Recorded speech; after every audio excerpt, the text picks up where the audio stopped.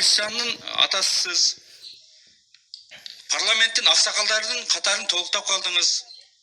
Но жерде сіздің инилеріңіз біз талашып атабыз. Сол жерде сізді танып айтабыз біз унчукпай отырганыңызга. Бирок сөз сіз айтышыңыз керек.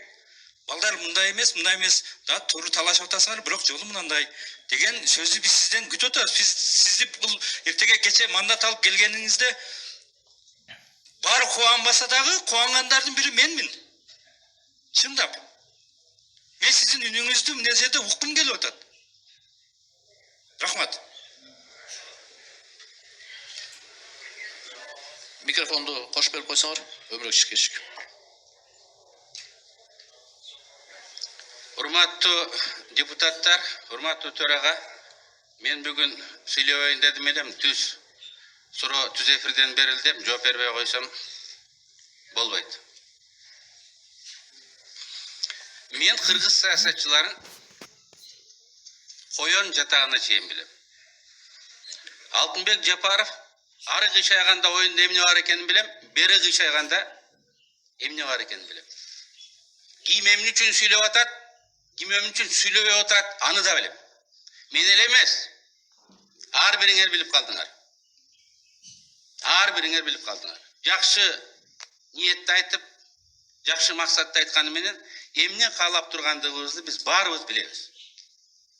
Пофамильно анын желанияларын перечинин айтып бер десеңер, мен аны да айтып берем.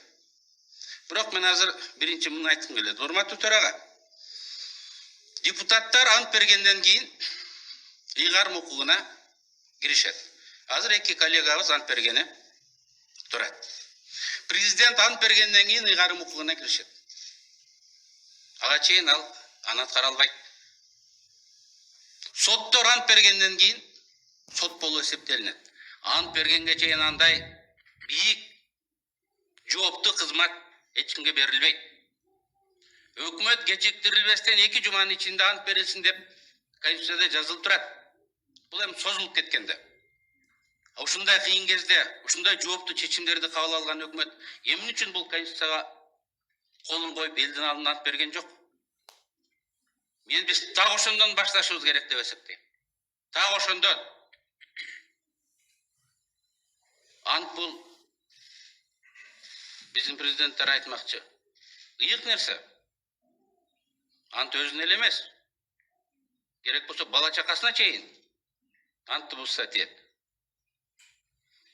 Биз бүгүн оор кырдаалда закондо эмне жазылса так ошону аткарышыбыз керек. Бизге болуп көрбөгөндө түркмөндөр акыл үйрөттү. Борбордук Азиянын 5 мамлекети бизге кайрылды. Кыргыз туугандар, жаңжалдан чыгабыз десеңер, Конституцияңарды жакшыбы, жаманбы, кабыл алынган тартипти сактагыла деди. Ошол боюнча бийликти түптөгүлө деди. Биз үчүн силердеги тынччылык маанилүү деди. Түркмөндөр айтып атат. Башка жагын айтпай эле коелу. Бүт дүйнө айтты. Кандай эрежеңер болсо ошол боюнча аткаргыла. Мен түрмөдө болуп келдим. Ал жерде дагы эрежени сакташ керек экен. Сактабасаң просто уят болосуң. Биз мына ушул эрежелер менен азыр аракет кылсак, эч ким утулган тарапта, уткан тараптагы кыңк эте албайт. Эч кимге биз повод бербешибиз керек. Бүгүн биз президенттик шайлоону даярдашыбыз керек. 10 жыл мурунку Конституция кабыл алгандар, 30 жыл мурунку Конституция кабыл алгандар ушундай кырдаал кокусунан болуп калса, депутаттар шайлай албай кала турган болсо, автоматтык түрдө 8-күнү шайлоо жарыяланат. Борбордук шайлоо комиссиясы графигин түзүп, ишти баштайт деп айтып турат. Азыр бир талашып кетип калсак, эртең борбордук шайлоо комиссиясы иштин баштаганы турат. Биз депутаттар уят болобуз да. Ушул маселени чечип бере албай койгондугубузга. Эми максатты ачык керек да. Мен сүйлөбөй коеюн дедим эле, просто мүмкүндүк бербедиңер. Эки көз караш турат. Шайлоону өз мөөнөтүндө өткөрүп, жаңы келген депутаттар элге берген уадасын аткарып, ким утуп келсе, конституциялык реформаны баштай берсин деген бир тарап турат. Экинчи шайлоону өткөрбөйлүк, ар кандай шылтоо менен сырыф кылайлык. Конституцияны уруп ойнобойлук.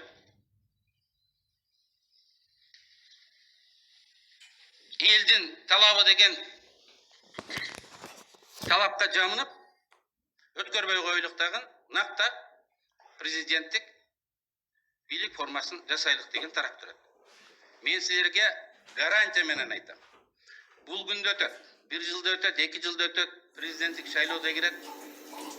Мен адамдардын характерин билем, эмнеге жөндөмдү экенин билем. Силер деле билип калдыңар.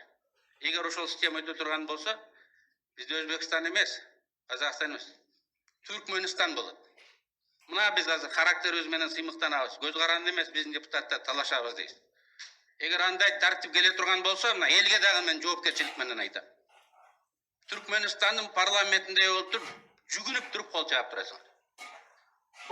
Бар арабызда жүгүнүп туруп кол чаап тургандар. Талап кылса жүгүнүп туруп, полусогнутым положение будет аплодировать. Келет ал. Келип атат. Каалоочулар айтып атат. Тандагыла.